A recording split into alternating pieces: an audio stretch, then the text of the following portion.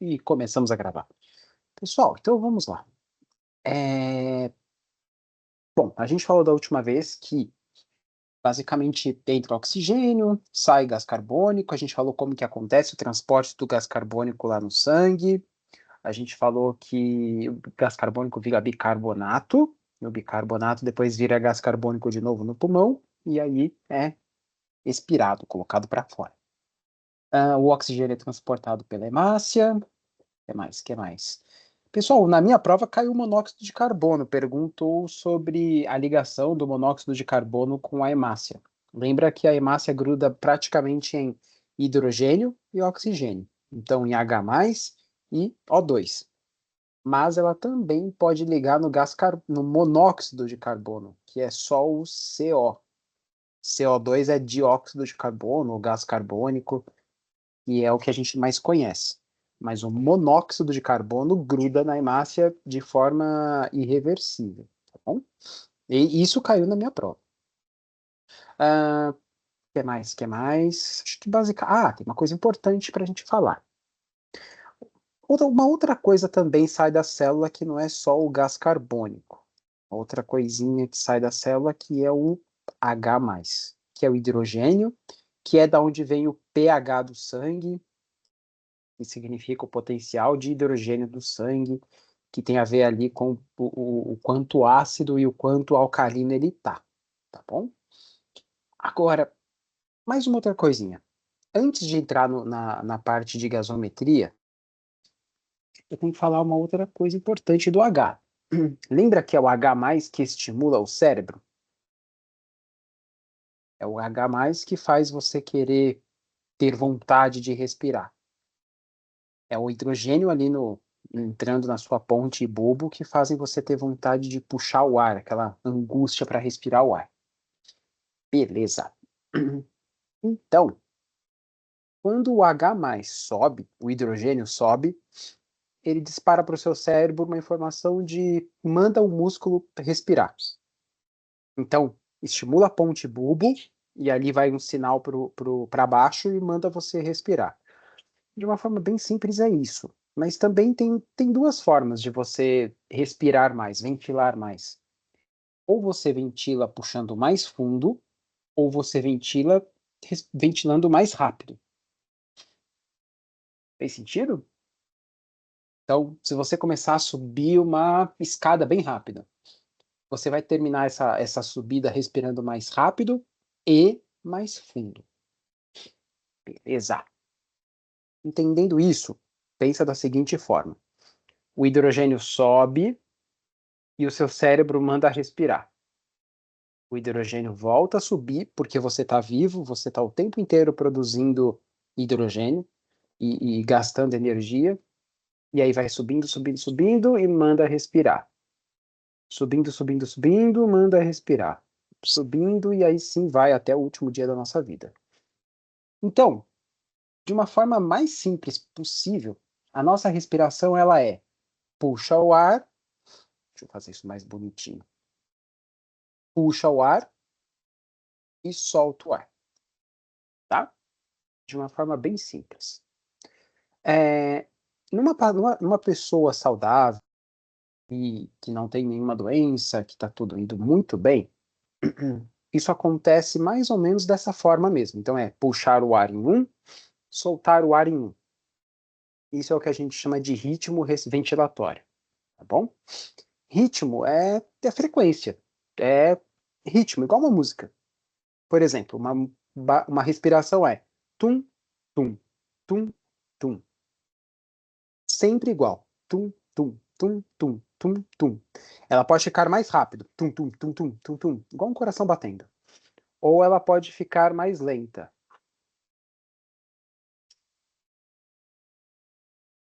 Mas ela sempre vai ser um ritmo. Vai ter ritmo. Não vai ser, por exemplo,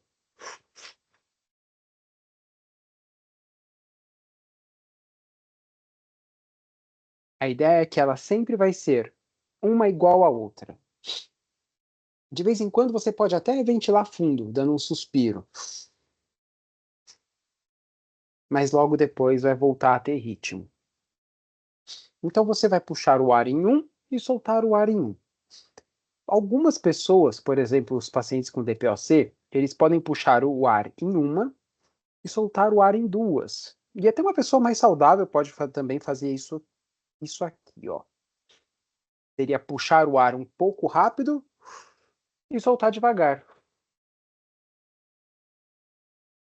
Como se você estivesse puxando o ar em 1 segundo e soltando em 2 segundos. Só que pode ser, sei lá, o tempo que você quiser. Pode ser em meio segundo puxando o ar e meio segundo soltando o ar. Pode ser em meio segundo puxando o ar e 1 segundo soltando o ar. Fato é, sempre vai ser igual. Vai ser sempre entra, sai. Entra, sai.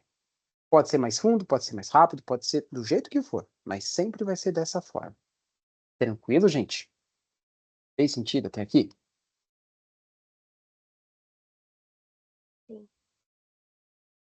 Sim. Então vamos dar mais um passinho.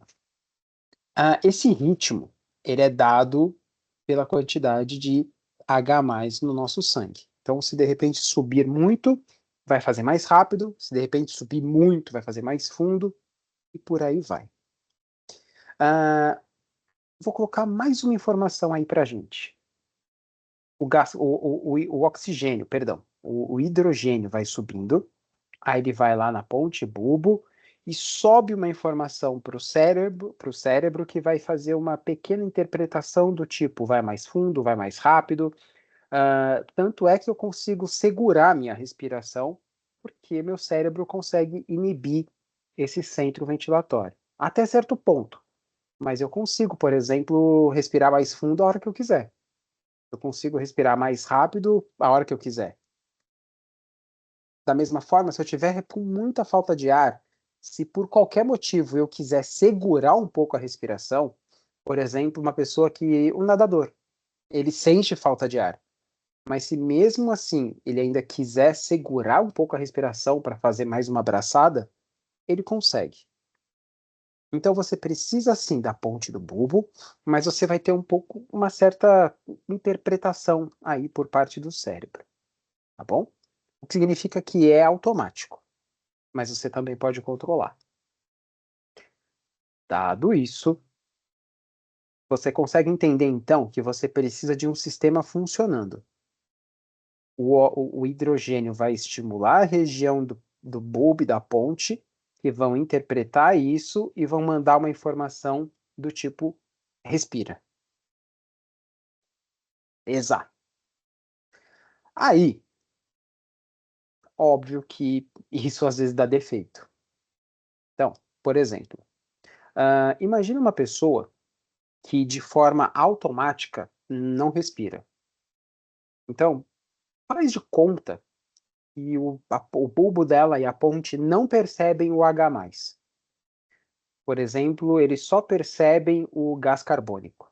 Ou melhor, ele não percebe nada. O que ele percebe é o oxigênio caindo. Beleza. O que vai acontecer?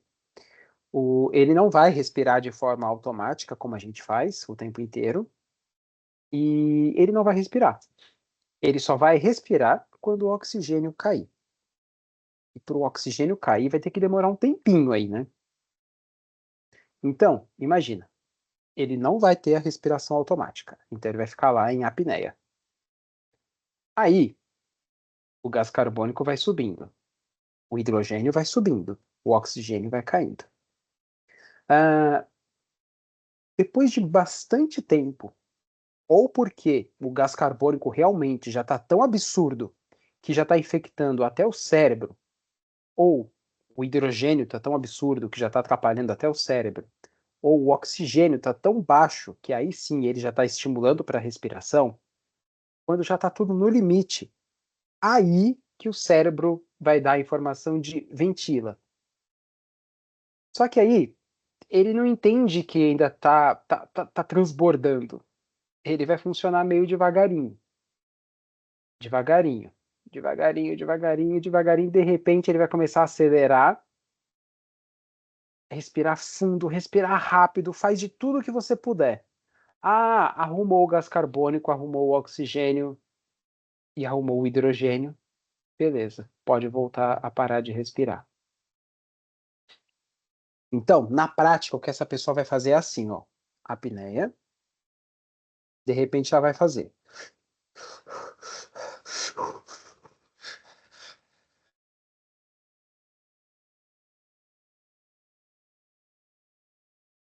E vai voltar a fazer a apneia. Deu dor de cabeça só de imitar. Mas fez sentido isso que eu tentei explicar? O cérebro da pessoa não vai funcionar de forma automática. Ele só vai funcionar quando realmente o barco já está afundando. Quando o copo já está transbordando, aí ele fala, respira. E aí ele vai acelerando, acelerando, acelerando, acelerando, até que ele está no máximo da respiração. E aí o gás carbônico normaliza, o hidrogênio arruma, o oxigênio cai um pouquinho, e aí, aliás, sobe um pouquinho, e aí as coisas vão normalizando. Esse ritmo chama Shine-Stokes. Vou escrever aqui. Nós temos um ritmo novo para aprender. Boa noite, Pro. Boa noite, Oi, gente. boa Quanto noite. tempo? Ô, Márcia, bem-vinda.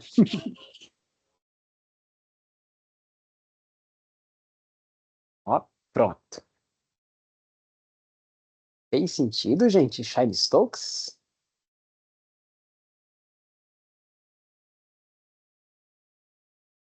Sim. Isso normalmente acontece quando você tem uma lesão que afeta a região de ponte bulbo. Então, por exemplo, um AVC, um TCE, ou quando você. E assim, um AVC não é só na parte motora, tá? Ele vai ter que pegar essa região aqui perto. Então já saiba que é um AVC grande, bem importante. Ou um TCE, ou o que é mais comum de acontecer, casos de hipertensão intracraniana. Então, repara que o quarto ventrículo está bem aqui atrás, ó. E aí, se de repente esse quarto ventrículo inchar é uma palavra ótima, mas se de repente ele começar a aumentar o tamanho, aumentar o tamanho, aumentar o tamanho, e começar a empurrar a ponte bulbo, pode comprometer isso. Aí vem o primeiro, o segundo e o terceiro ventrículos também, tá bom?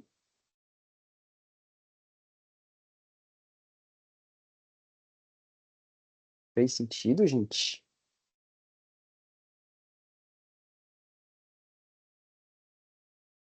É a forma mais fácil de você machucar o coitadinho que tá ali quietinho. Isso é o que a gente chama de shine stokes. Então você fica em apneia, apneia, apneia, apneia.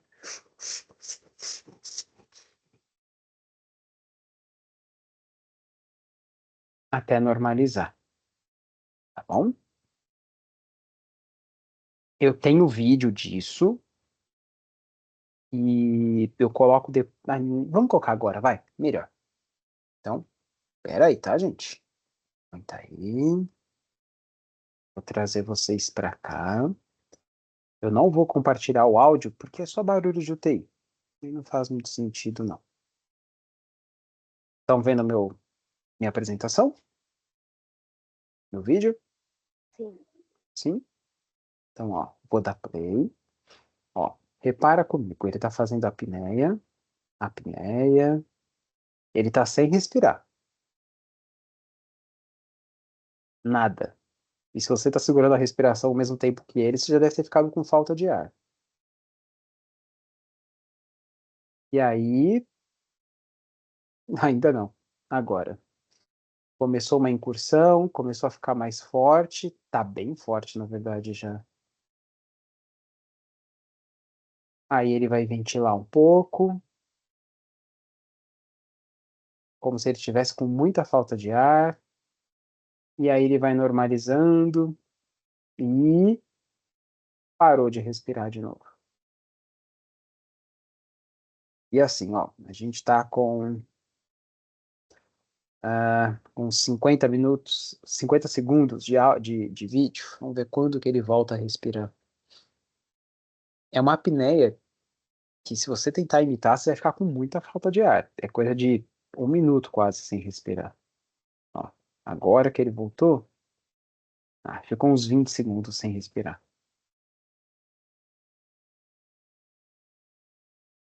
Gás carbônico normalizou, beleza. Ele volta a fazer a apneia.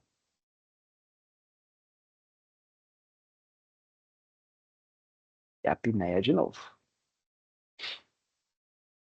Então é mais comum em paciente neuropata, principalmente TCE. E, aliás, principalmente AVC, que é mais comum ainda. Mas TCE também não fica tão atrás, não. Tá bom? Dúvidas? Estamos bem? Então, aprendemos um padrão ventilatório patológico. De novo, tá? Não é alteração da velocidade, não é alteração da profundidade, é alteração do ritmo. Igual uma música tem que ter ritmo, tá bom?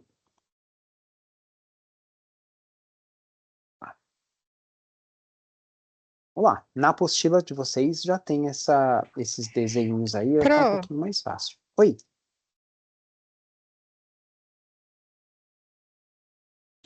pode falar, Má. tá falhando, tá me ouvindo? Agora tô. É, essa pode ser chamada de apneia crônica? Ou tem diferença? Deixa eu pensar. A apneia crônica tem algumas diferenças, porque a apneia crônica, ela normalmente ela não vai ser intercalada com Chine-Stokes. Ela só vai ter um período de apneia, e aí ela vai vem num ritmo normal, e depois ela fica em apneia de novo. Então, só essa diferença. Pensando em pacientes que podem ter apneia um pouco Entendi. mais crônica, tá bom? Obrigado. Imagina. Mas fez sentido? Sim, Fez? Outra coisa importante. A apneia crônica, normalmente, ela está muito mais associada a pacientes que têm apneia do sono. Então, normalmente são pessoas que só fazem o período de apneia, e aí, de repente, ele volta a respirar, mas ele respira normal, porque é quando ele acorda. E normalmente. Vamos falar da apneia? entendi. Então, ó, Bom saber. vamos lá. Pessoal, eu vou colocar o da apneia aqui, que é legal a gente conversar também, aproveitando nossa aula que a gente falou sobre o esôfago e tal. Vamos lá. Então, a apneia crônica, ela tem um outro nome mais conhecido. Então, a apneia crônica é um nome um pouco mais popular. Você pode chamar ela do jeito oficial da síndrome da apneia obstrutiva do sono, ou SAOS.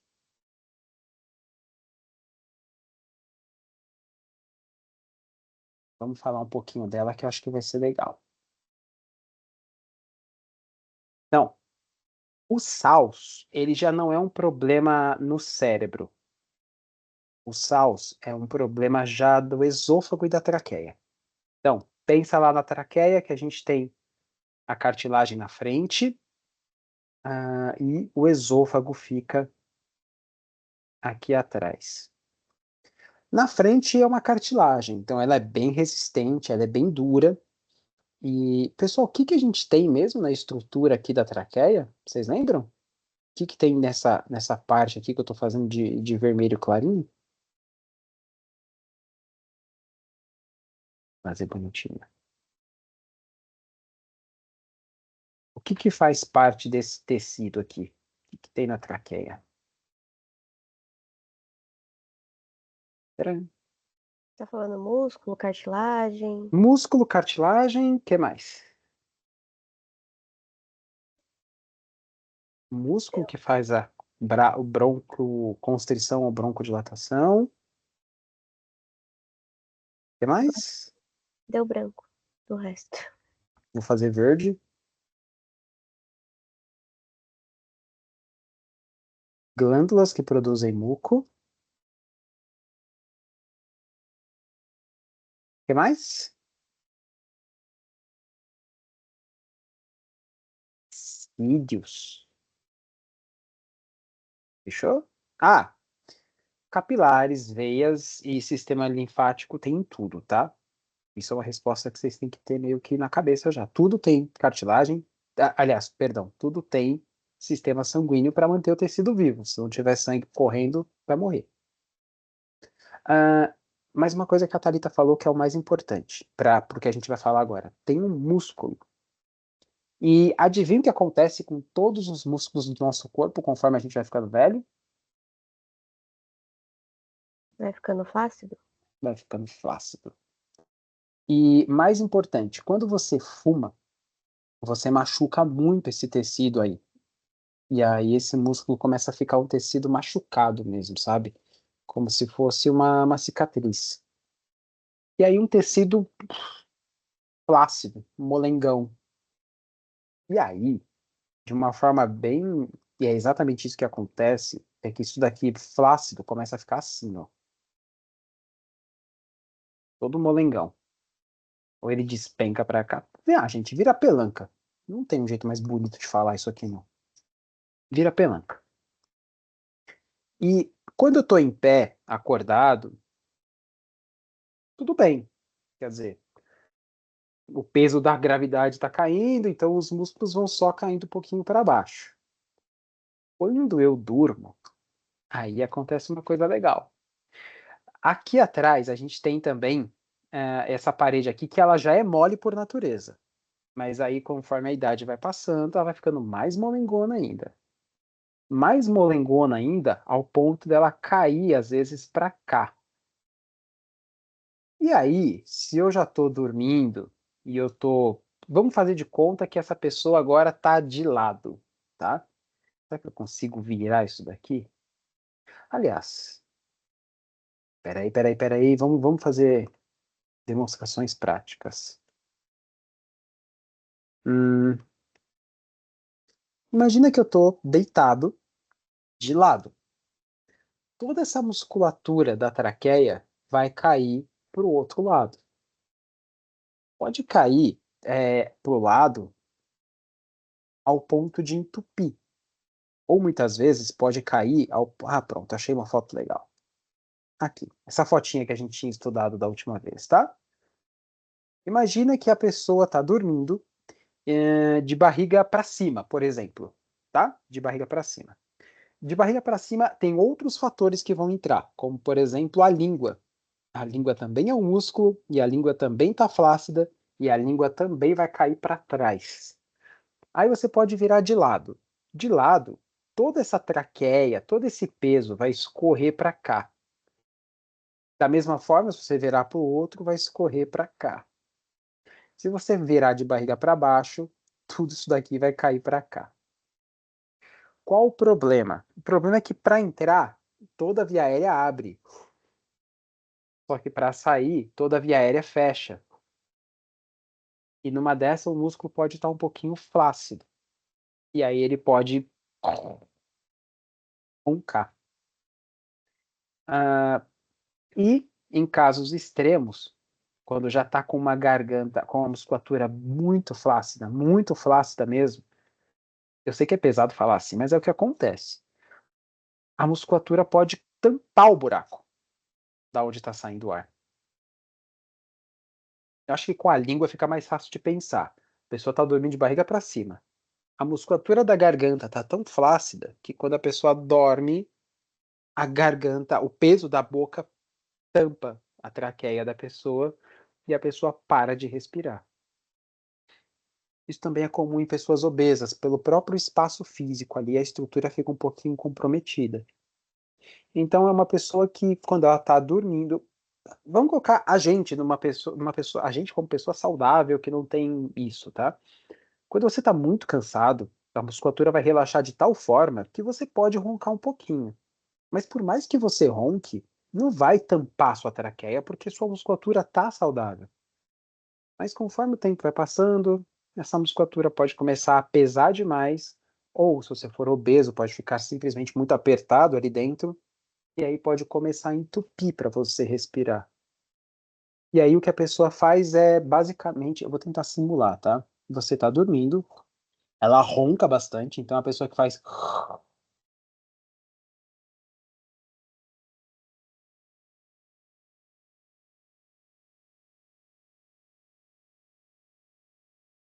Eu acho que quem tá do lado de uma pessoa dessa realmente acha que ela tá morrendo. E é angustiante, porque a pessoa para de respirar. O que que acontece com uma pessoa dessa? Ela tá no nível de sono. Na hora que ela tá dormindo, ficando com sono profundo, o corpo dela quase que morre asfixiado. Aí o corpo dela desperta. Mas às vezes não desperta ao ponto da pessoa acordar. Porque a pessoa tá tão crônico com isso, ou ela tem isso tantas vezes por noite, que ela só desperta ao ponto de segurar um pouquinho a língua. Aí ela dorme de novo e ronca de novo. Ronca não, faz essa apneia. Aí ela vai despertando e dormindo, despertando e dormindo. Resumindo, é uma pessoa que dorme 10, 12 horas por noite e quando acorda tá cansada.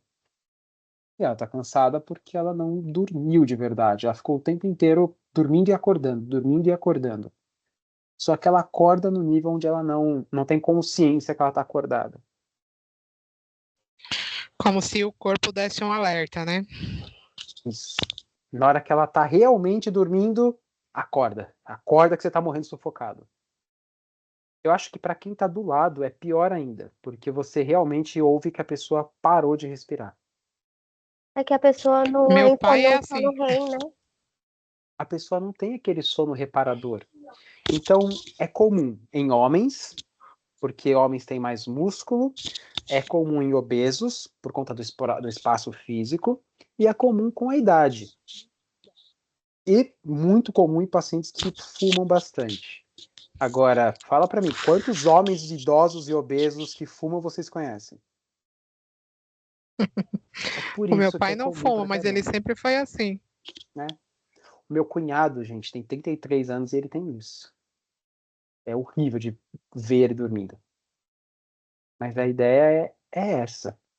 Deu para entender? Fez sentido, pessoal?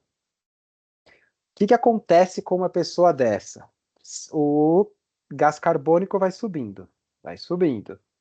Aí respira. Opa, ele vai diminuir. Só que ele nunca vai diminuir num ponto saudável, porque ele tá sempre, a pessoa nunca tá respirando normalmente. Tudo bem?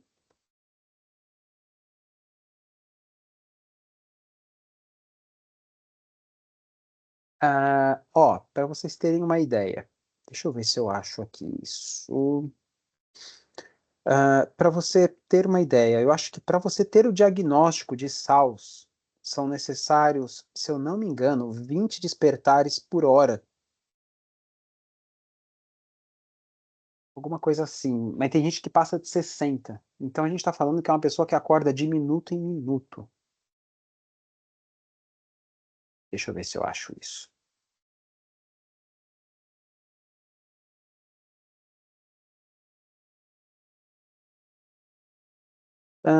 Bom, é uma pessoa que vai ter, então, o gás carbônico normalmente mais alto. É uma pessoa que vai ter o hidrogênio mais alto. É uma pessoa que vai ter uma leve acidose. Achei, ó. Uma SARS leve são de 5 a 14 episódios por hora. Ou seja, um a cada 10 minutos aí, no mínimo. Pô, uma SARS grave são mais de 30 por hora. Então é um sono que vem fragmentado, a pessoa que não dorme, não repara, ela fica o dia inteiro sonolenta e quando dorme, acorda. Deve ser bem complicadinho para quem sofre disso. Por que que o BiPAP resolve? Vocês conseguem me explicar? Pelo que vocês já sabem até aqui? Ou CPAP? Por que que eles resolvem tanto o BiPAP quanto o CPAP?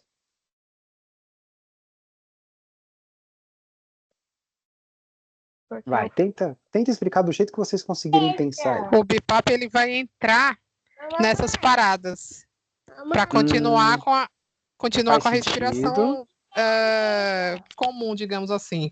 tá certo, mas dá para melhorar uma parte aí, um detalhe. Tá certo, é isso aí. Ele entra com pressão positiva? É essa a resposta. Ele entra com pressão Isso. positiva. Então, assim, imagina que essa parede aqui tá toda mulambenta, toda flácida. Na hora que a pessoa dorme, ela fecha. Então, para você não deixar isso acontecer, você coloca uma pressãozinha positiva. Na hora que você colocar a pressãozinha positiva, ela vai meio que empurrar essas paredes, cada uma para um canto, e aí não vai desabar. Aí a pessoa dorme. E assim, se você acha que é desconfortável dormir com uma máscara ou dormir daquela forma que quem usa CPAP tem que dormir, pode ter certeza que para eles é muito melhor dormir com a máscara do que dormir sem a máscara. Porque acorda toda hora. Eles têm um sono muito mais reparador, né? Ele dorme, Porque ele né? entra na fase REM, ele faz todas as fases do sono, ele não fica só no comecinho e acorda. Pessoal, tem outras coisas para você colocar nessa soma, tá? Por exemplo, pessoas que fumam tendem a ter mais catarro. Então, na hora que elas vão dormir barriga para cima, além dessa apneia, parece que eles estão se afogando em catarro, porque começa a fazer quando eles tossem. E eles tossem bastante. Ah, enfim, acho que deu para montar essa história, né? Então, essa é a SALS. É a síndrome da apneia obstrutiva do sono. Detalhe, ela tem o nome de síndrome. Vocês lembram o que é uma síndrome?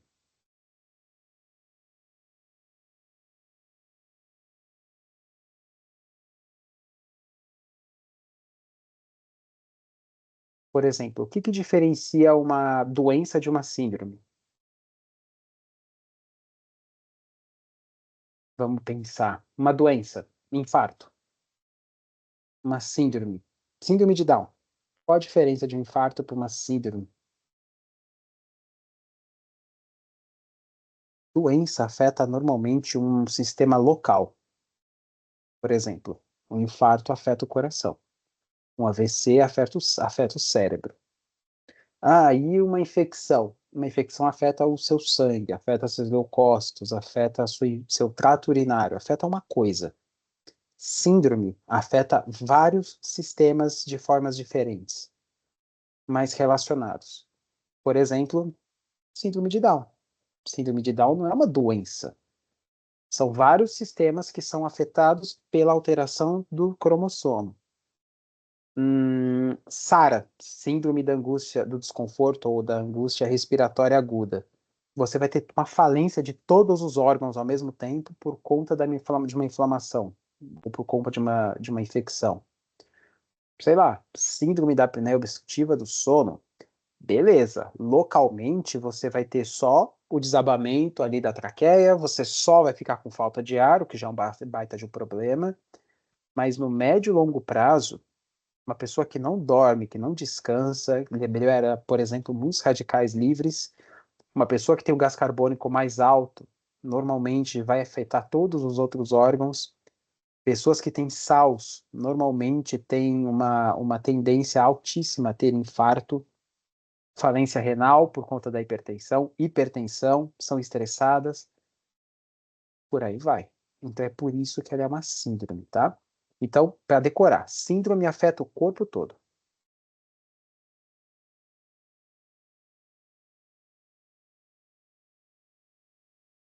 Um tempinho pra vocês escreverem aí bonitinho.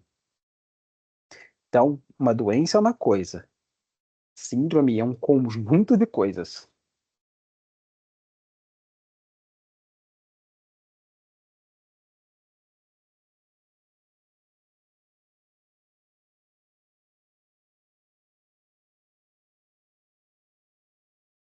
Síndrome de Cushing, que aumenta os níveis de cortisol no corpo. Vamos lá. Posso seguir? Sim. Então, ó. Bom, já temos duas coisinhas aí para falar de ritmo. Mais uma. Bom, o ritmo tem que ser, de novo, o ar entra, o ar sai. Normalmente na proporção. Isso também é uma palavra legal para vocês anotarem. Normalmente a gente ventila numa proporção 1:2. O que significa que eu vou puxar o ar em um tempo e soltar em dois tempos. Não interessa qual seja esse tempo. Por exemplo, eu estou respirando muito rápido, muito rápido. Você vai estar fazendo 1:2. Numa média, é isso que você vai fazer. Tá bom? Às vezes você pode colocar 1:1, mas vai ser 1:2 90% das vezes. Esse é o ritmo. Aí, muitas vezes a gente vai alterar o ritmo, como eu estou falando do Sharon Stokes e por aí vai. Tem um ritmo onde você perde o controle sobre puxa e solta. Por exemplo, você vai puxar o ar e o seu corpo já vai mandar você soltar. Antes de você soltar, você já vai estar puxando de novo. E aí solta. E aí puxa rápido. Para de puxar. Puxa muito rápido. Solta. Puxa uma vez, puxa outra, puxa. Você perde completamente o ritmo. Esse é o ritmo de biote. Escrever aqui biote. Hashtag biote.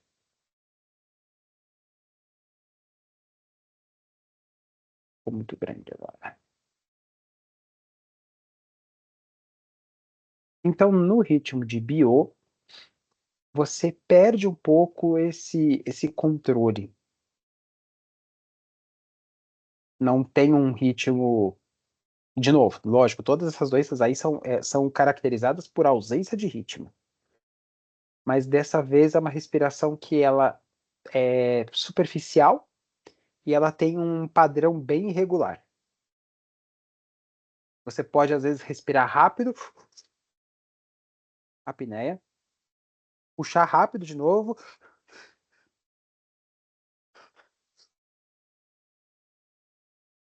parece uma criança chorando. Pronto. Parece aquela criança que tá chorando, e a mãe gritou, engole o choro. E ela fica...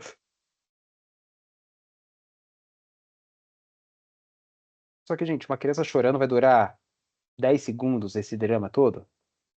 A gente tá falando de um ritmo que vai ficar por horas, por dias, por meses. Então, primeiro, é uma lesão grave, indica uma lesão neurológica grave. Então, principalmente em casos de TCE, AVC. E, de novo, comum também em pacientes com lesões, com hipertensão intracraniana.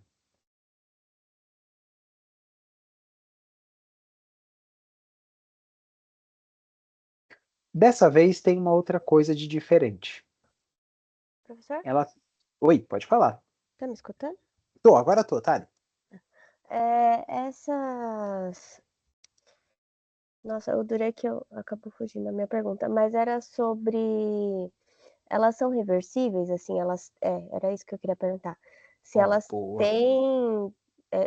Eu imagino que no caso de uma hipertensão intracraniana seja mais possível de ser reversível, né? Que quando o edema acabar, ela pode até voltar ao ritmo normal, né? Mas tem a possibilidade de reverter? De Perfeito. melhorar? Você acabou de falar tudo. É bem pouco provável que ela retorne no caso de AVC, por exemplo, porque o AVC significa que teve uma isquemia, e se teve uma isquemia, dificilmente vai voltar.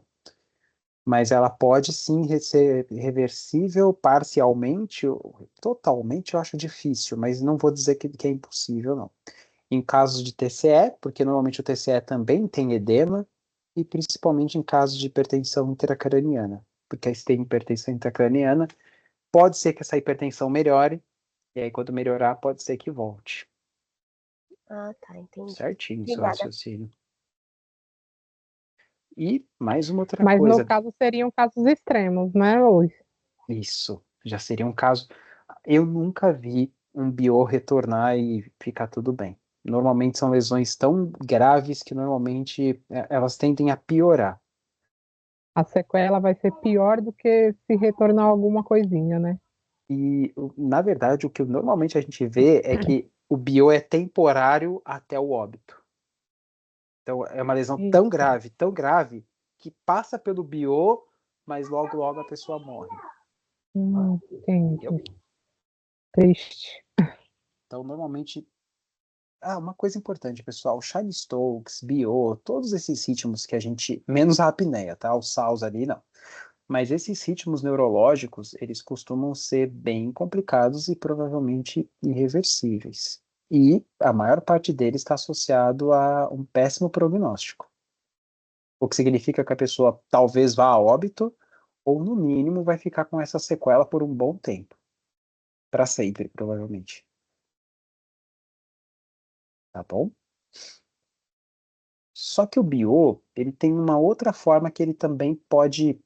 Não aparecer o BIO, porque o BIO ele é mais neurológico.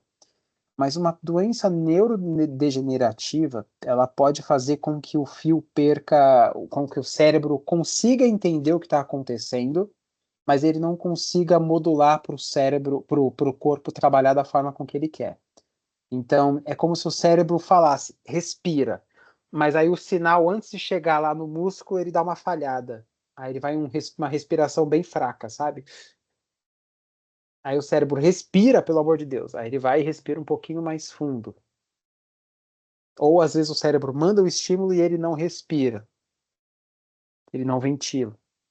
Então, é também possível aparecer um ritmo de BIO em doenças neurodegenerativas. Mas nesse sentido não é uma lesão neurológica, é só porque o cérebro não está conseguindo mandar a informação para frente. Professor, no caso de lesão neurológica, como você disse, é lesão em ponte e bulbo específico? Normalmente é.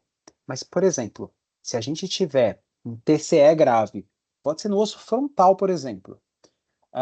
O edema dessa região aqui pode comprometer tanto, tanto, tanto, que vai esmagar o coitadinho da ponte do bulbo ali dentro. Então, diretamente, o problema é na ponte do bulbo, mas às vezes a lesão é indireta. Por exemplo, o edema cerebral, o mais comum de acontecer é isso. Mas conseguiu entender? Por exemplo, um trauma frontal pode inchar, inchar é uma palavra tão pesada, mas é tão simples para entender. Pode inchar tanto o seu cérebro, tanto, tanto, tanto, que ele vai esmagar a coitadinha ali da ponte e do bulbo. Só que em Sim. todos esses casos a gente tem uma lesão tão grande que a respiração é um problema, lógico, mas ele é um dos menores dos problemas, porque, poxa, se uma lesão no lobo frontal foi tão grande ao ponto de esmagar aqui, poxa, é uma baita de uma lesão. Sim, E tem entendi. mais uma outra forma. Pode nascer, por exemplo, um câncer aqui. Comprometer ali. Tá bom? Tem sentido, gente? Consegui explicar? Para mim, sim. Obrigada. Imagina esse momento. Gente.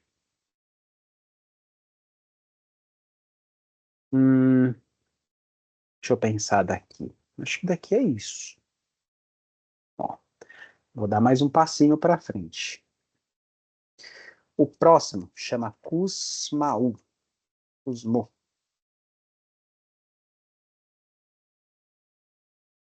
Isso é só o nome de quem descobriu, tá? De quem percebeu, diagnosticou e falou: vou dar meu nome aqui.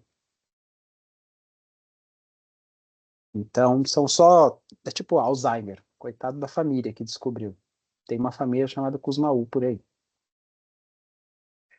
Kussmaul, ele é um pouquinho diferente do que a gente viu até agora, mas ele está associado sim também com lesão neurológica. Mas dessa vez não é uma lesão tão grave ou tão direta. Pensa aqui comigo, ó. Você está lá fazendo o seu exercício, e aí, de tanto fazer exercício, começa a disparar para você respirar. Então, você está correndo, aumentou o hidrogênio, aumentou o disparo, você está ventilando mais fundo e mais rápido. Bom? Legal. Algumas pessoas, por exemplo, as pessoas que têm diabetes, elas não têm a insulina, ou produzem isso muito mal. Se você tem uma má produção da insulina, você começa a quebrar a energia de outra forma, que é basicamente quebrando gordura, tá bom? E quebrar gordura é muito bom, lógico, eu adoro emagrecer. Porém, libera corpos cetônicos. Então, por exemplo, quem tem diabetes, normalmente não, mas não é raro de aparecer uma cetoacidose. Cetoacidose é porque liberou corpos cetônicos. Igual acetona mesmo, tá? E o nome acidose é porque isso tem muito H+. Muito, muito. Deixa eu ver aqui, que agora eu fiquei curioso. Corpos cetônicos, fórmula. Vamos ver. Cadê? Tem um monte de H, mas eu não achei a fórmula. Tá bom. Enfim, vamos seguindo em frente. Se é ácido, tem H. Não importa qual ácido você tenha pensado agora. Por exemplo, ácido do estômago, ácido clorídrico. Ele tem H com cloro. É hidrogênio mais cloro. HCl. Ácido ascórbico. Ácido ascórbico é vitamina C, tá? Suco de limão. Tudo isso tem H. Porque quanto mais H tiver, mais ácido vai ser essa substância. Então, todos os ácidos que vocês conseguem pensar agora têm H na sua fórmula. Como é que é o nome daquele ácido que as mulheres passam no rosto? Ácido acetil salicílico. Ácido acetil salicílico é o AS. Errei. Então é ácido Hialurônico. hialurônico. Isso aí. Ácido Tô doida. hialurônico. É que você tava falando tanto de ácido, eu pensei primeiro no ácido acetil. É isso aí. O ácido hialurônico, deixa eu colocar a fórmula para vocês aqui, só para ficar curiosidade nerd mesmo. C14H21NO11. Eu não vou conseguir. Pronto, coloquei. Esse é o ácido hialurônico que a gente passa no rosto. Então, quanto mais H tiver, mais ácido é. Tá bom? O ácido acetil salicílico, eu acho que ele não é tão ácido. Ó, C9H8O4. Só nível de curiosidade de nerd, tá? Isso aqui não precisa decorar nunca. Não pra gente, graças a Deus.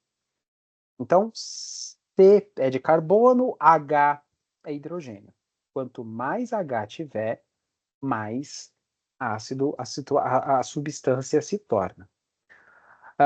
Corpos cetônicos, cetoacidose diabética, eles têm na sua fórmula muito hidrogênio. Pessoas que têm, imagina uma pessoa que fez muito exercício, muito. Ela vai liberar muito ácido lático no seu músculo, que pode dar cãibra. Ácido lático, ácido, já fez sentido aí também. E principalmente pessoas que têm insuficiência renal. Pessoas que têm insuficiência renal, eles não conseguem eliminar muito bem esses ácidos que estão sobrando. Sim, o ácido sai no xixi. O xixi é ácido.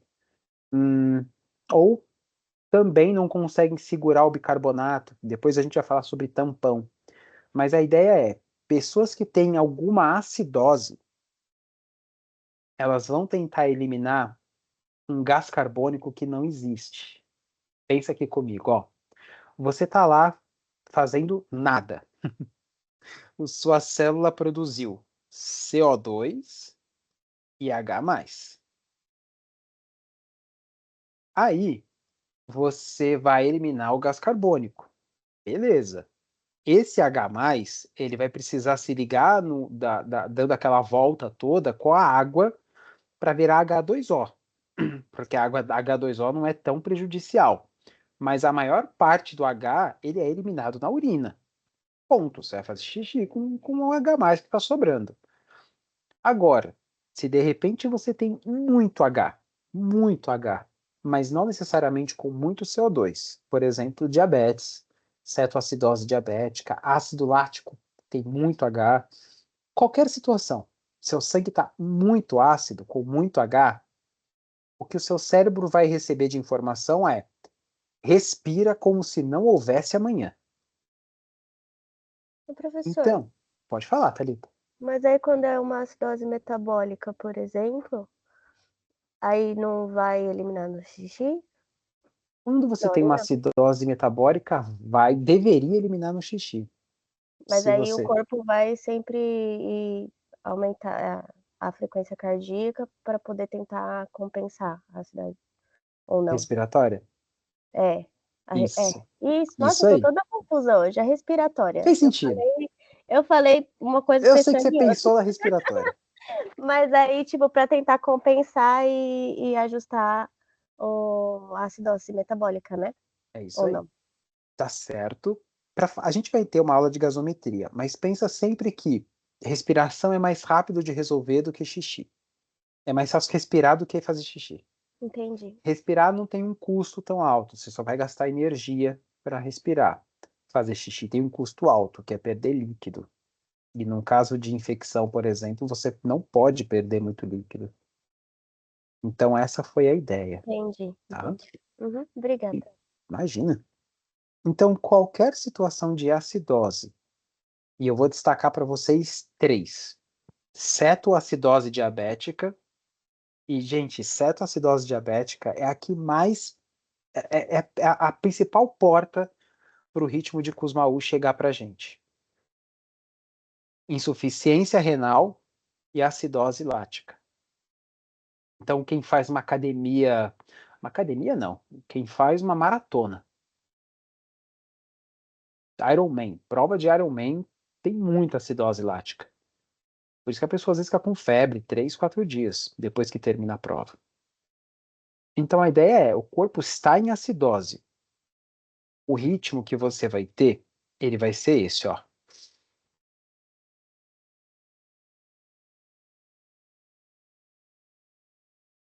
Tem ritmo, só que é um ritmo pesadão.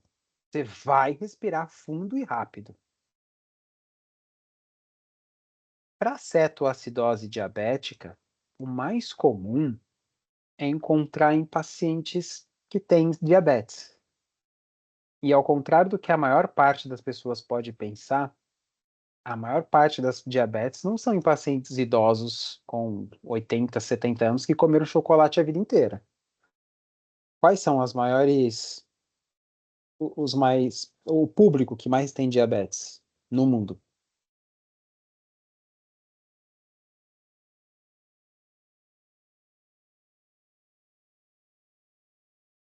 A diabetes tipo 1 pode ser de criança em Isso. diante. Você respondeu certinho. Primeiro porque a diabetes tipo 2 já é secundária. Não é a tipo 1 que é a primária. Ou seja, as pessoas não pensaram primeiro nos idosos que têm diabetes. As pessoas pensaram primeiro nas crianças, pessoas que já nascem com diabetes. Então, o ritmo de Kussmaul, ele é mais fácil de chegar para a gente em crianças. Principalmente no começo da puberdade, que é quando a criança está crescendo, está com os hormônios a toda, tem muita desregulação e vamos concordar também que a adolescência para obedecer não vai ser uma das mais fáceis, não. Deixa eu mostrar para vocês o que eu estou falando. E vocês, pronto, vou trazer vocês para cá, tá? Ó, esse é um ritmo de Kussmaul. Repara que é uma criança que parece que correu. Tem 10 anos, tá? Parece que essa criança acabou de correr um monte. Dá agonia só de ver, meu Deus. E ela não vai melhorar enquanto essa acidose não melhorar. O corpo dela está em acidose. Então ele está tentando compensar essa acidose, transformando gás carbônico, hidrogênio em água e tentando o que pode para produzir mais, para equilibrar o ambiente. Tá bom? É muito estresse, né? Nossa, e assim, essa é uma criança, 10 anos e tal. Agora, pensa numa pessoa que já não tem muita força. Quanto tempo que ela conseguiria ficar mantendo essa frequência respiratória? Imagina a energia que não está gastando, né? Isso. Bem Então, absurda. é um caso onde tudo bem, você vai resolver rápido com insulina e logo isso, entrando com bicarbonato, logo resolve. Beleza. Só que enquanto não melhora, você vai ficar numa angústia do tipo, será que eu tenho que entubar? Porque ela vai cansar de respirar já já.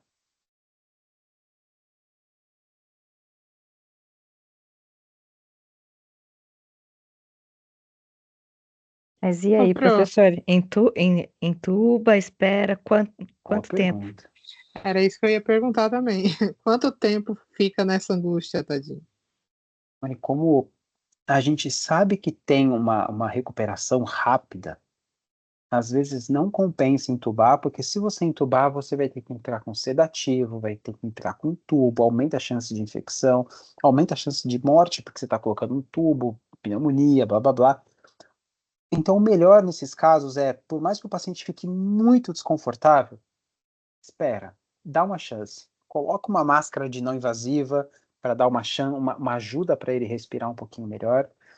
Ajuda o corpo dele a ganhar tempo, enquanto ele vai resolvendo esse desconforto todo, essa acidose. E conforme o corpo dele for resolvendo, ele vai melhorar. Com certeza ele vai melhorar. No caso, Professor, por exemplo, pode falar, perdão. desculpa, só para Imagina, saber quanto tempo mais ou menos ele boa leva pergunta. para voltar? Dias ou menos? Menos, é coisa de horas. É Ah, tá. coisa desse paciente receber uma insulina, o corpo dele já vai começar a alimentar todos os órgãos, todos os tecidos, beleza. Resolveu isso, coisa de 3, 4 horas, vai. O paciente chegou no pronto-socorro, entrou a insulina, 2, 3 horas ele já vai estar bem melhor. Se não melhorar, aí compensa você segurar uma máscara não invasiva, alguma coisa assim. Esse menino com 10 anos com uma acidose diabética. Agora, pacientes que correram, por exemplo, uma maratona, estão com o corpo mega ácido, corre um bicarbonato, porque normalmente uma pessoa que faz um exercício físico assim tão intenso, coloca no mesmo pé, tá? Para o organismo de uma pessoa diabética e para um cara que correu muito e deu tudo aquilo que ele tinha, o corpo está na mesma situação. Está sem glicose dentro das células. Então o corpo está queimando muita energia da onde não deveria. Para os dois casos, a insulina vai ajudar, mas é que o cara que é atleta está produzindo, só que não está produzindo no ritmo que poderia. Não adianta dar insulina, deixa ele só descansar e dar bicarbonato para o corpo dele metabolizar isso bem. E para a criança, não. Para a criança é dar insulina, dar bicarbonato também e espera normalizar. Mas o que eu quero dizer é, a célula dos dois está igual. A célula dos dois acabou a energia e está recebendo energia da onde não deveria. Agora, para um paciente com insuficiência renal, aí o caso complica um pouquinho. Porque não é um caso de uma pessoa atleta com 20, 30 anos. Não é uma criança de 10, 12 anos que tem insuficiência renal. Normalmente é um senhor de 70, 80 que não se cuidou e aí tá com insuficiência renal por hipertensão, por um coração que já não está dando conta e agora está com acidose. Aí nesses casos normalmente já é melhor entubar para ter certeza que ele vai se recuperar rápido. No caso de uma É insuficiência que renal, a recuperação pode demorar uns dias. no caso dessa criança, o trabalho que vai dar para fazer, para entubar e depois desmamar, vale muito mais a pena esperar, né? Dá uma Ele chance. reagir com medicação e Isso. tal. E assim, não é um risco tão grande. Essa criança não vai morrer de falta de ar daqui a pouco. Ela vai aguentar mais um tempinho. E vamos olhando, Porque lógico. se Pode se acontecer tratar que de pare. horas, vale muito mais a pena do que entubar, né? Porque a gente está falando que é dar uma insulina que vai se recuperar em, vamos colocar alto, 6 horas. E na outra ponta, é um caso que se eu entubar, vai ficar no mínimo aí 2 dias. Vai ter que entubar, vai ter que sedar, talvez tenha que entrar com droga vasoativa, depois vai ter que ir desmamando, resolver o problema e depois ir desmamando os sedativos. E você está colocando um tubo que pode causar uma pneumonia, não dá para comer, então você vai ter que colocar uma sonda de Exato. alimentação. Várias intercorrências que podem acontecer com essa intubação, né? É um pacote de coisas. Então, nesse caso, é uma síndrome, né? Não compensa causar uma síndrome de intubação só por isso. Dá uma chance. Lógico, cada caso vai ser um caso. Às vezes, realmente, essa criança não tá aguentando, vai ter que entubar. Beleza, entuba. Mas a ideia é sempre evitar a intubação. Às vezes não dá.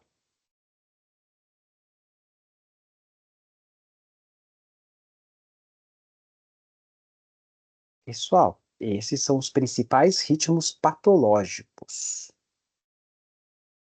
Tem mais alguns ritmos que eu acho legal trazer para vocês. Primeiro, bom, bradipneia é ritmo, tem ritmo, mas é um ritmo lento. Então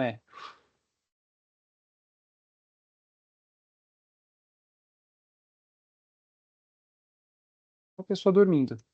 Tem ritmo, tá igual, só tá dormindo, só tá lento. Taquipneia tem ritmo, mas tá rápido. Aliás, aí já seria um Kussmaul, né? Tem ritmo.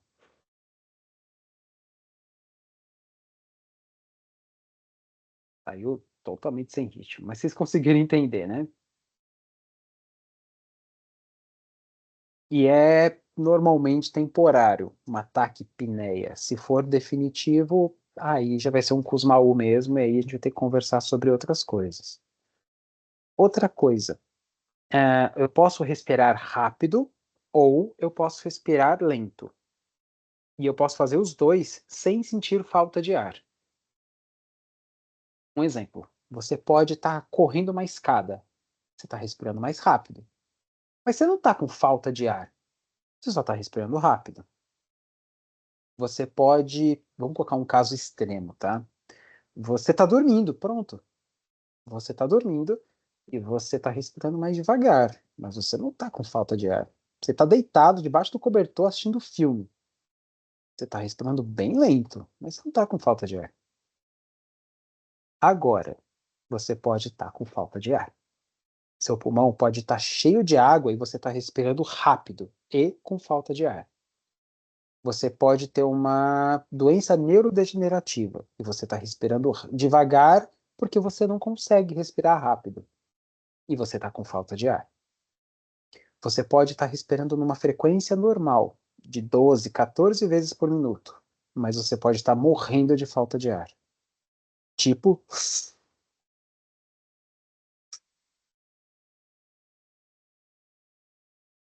falta de ar não tem relação com ritmo, não tem frequência, não tem relação com frequência, não tem relação com nada.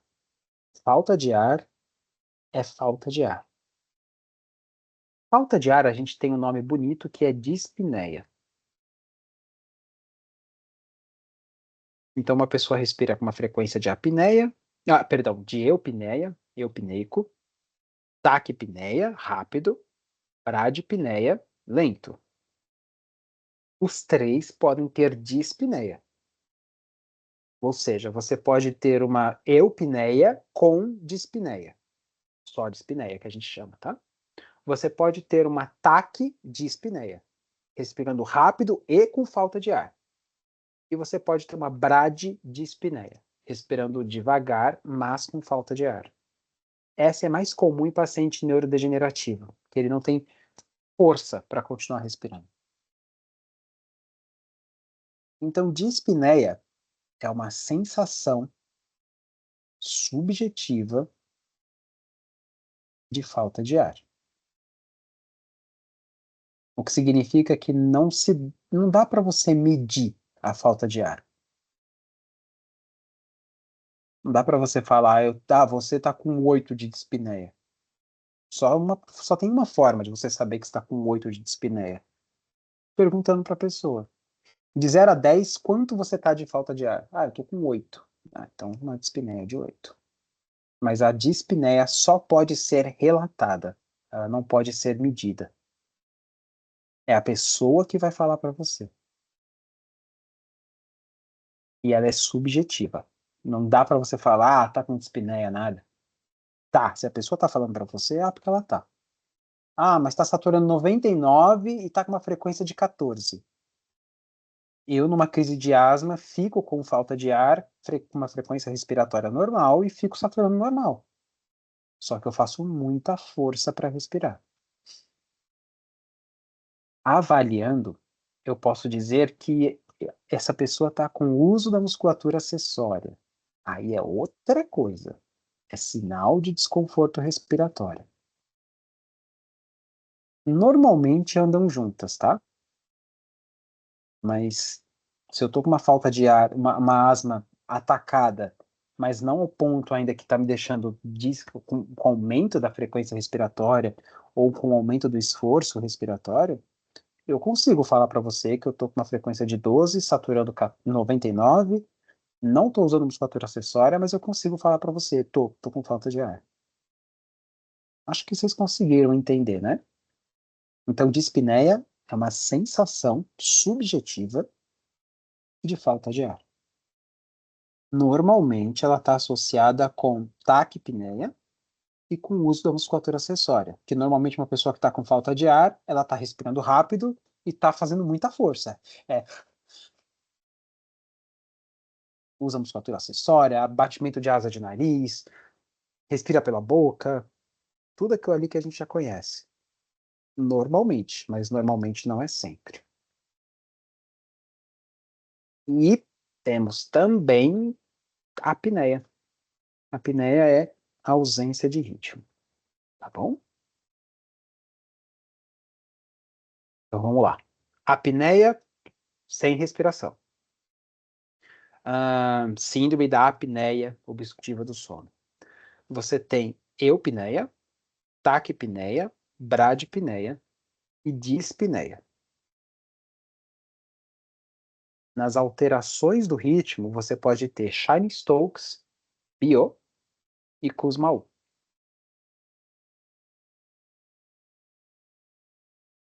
Tá bom? Essas são as principais alterações e o normal, os principais nomes, né?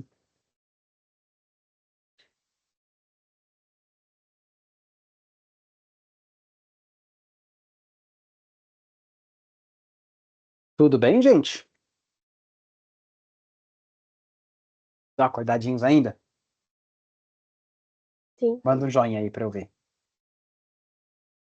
Dúvidas? Tudo ok. Tá tudo bem? Então, ó, eu vou fechar essa gravação como um pacotinho, uma aula, e agora a gente vai seguir já com a próxima, tá? Então, vamos fechar essa. Pessoal, deixa eu aproveitar que